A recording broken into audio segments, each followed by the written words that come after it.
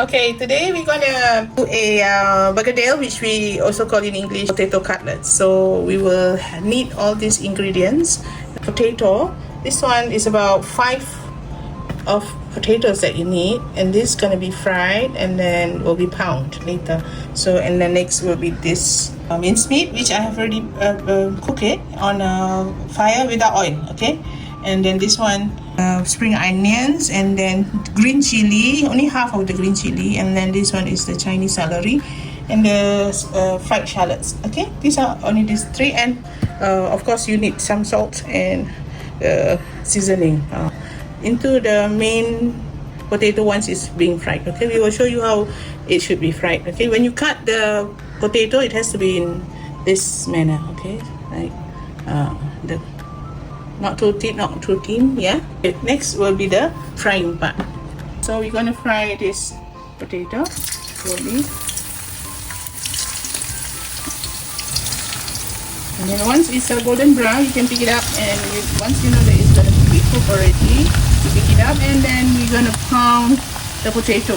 Okay, so this is done. Look, it's golden brown, the potato. So this is cooked. Yeah. So what you have to do is after this you need to pound it. So you can either blend it if you wish to blend. That's fine too. If you have a small chopper or blender that you can actually mash the potato, that also works. So, but for me, I love to pound it the traditional way. This is what I used to pound. This is the old traditional way. Okay, so just pound it. It's easy because it's really soft. So you just need to pound it and make sure that it's all smashed.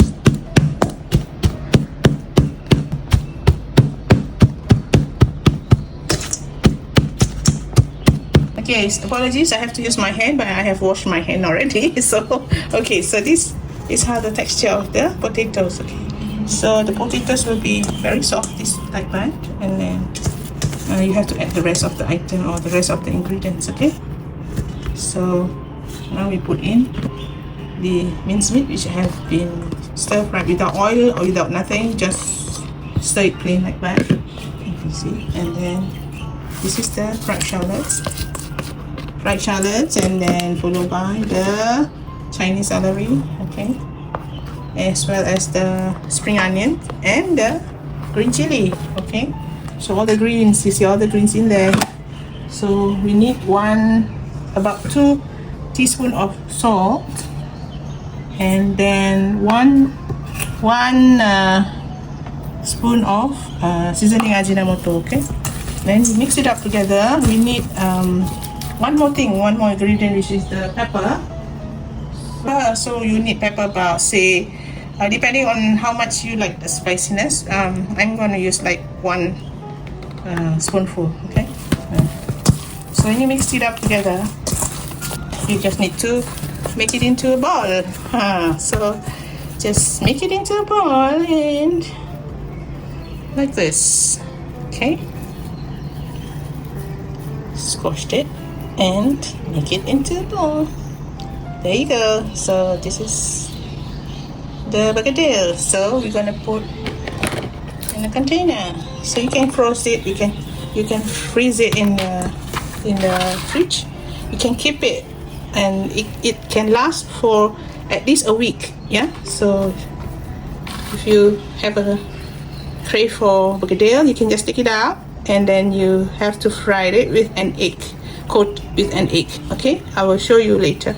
Okay, you need to break 1 egg and then put a little bit of salt so that it has flavor. Okay, and then put it into the potato cutlets. Put in the potato cutlets like this, and then put it inside. There you go. So let it cook. Yeah. So, and then when it's golden brown, you can take it out.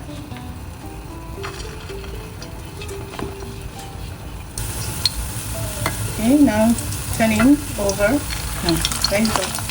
Okay, so this is just right, not too uncooked or not too cooked. Okay, and it's very quick one. You can enjoy it already. Okay, there you go.